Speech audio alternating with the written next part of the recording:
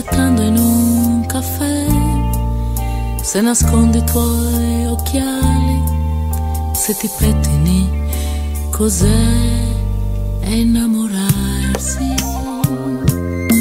innamorarsi, innamorarsi, e non può essere diverso.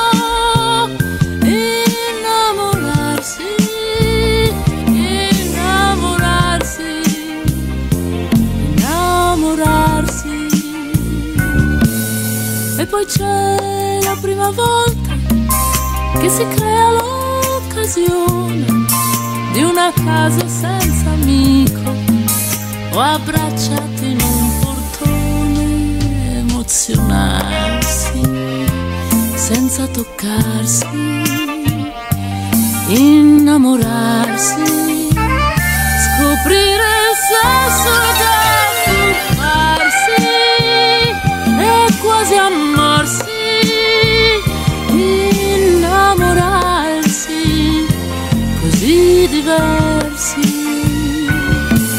E sposarsi o non sposarsi, l'importante è star con te, darti senza abituarsi ad avere in cambio me, innamorarsi, ma litigare, avvelenarsi e con gli sguardi incominciarsi un po' a tradire ed accettare dei compromessi, ma innamorarsi di un viaggio su una stella dove certo non ci sei, verso il tutto, verso il nulla, che nel cuore, nel mio cuore adesso è lui.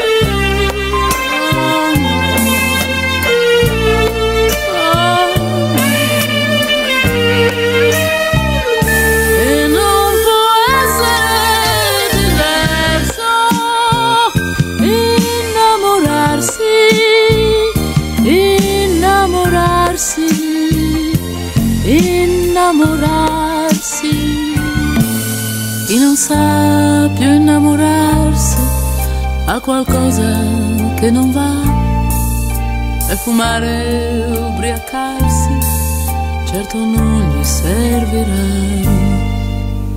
a innamorarsi, a innamorarsi, a innamorarsi, a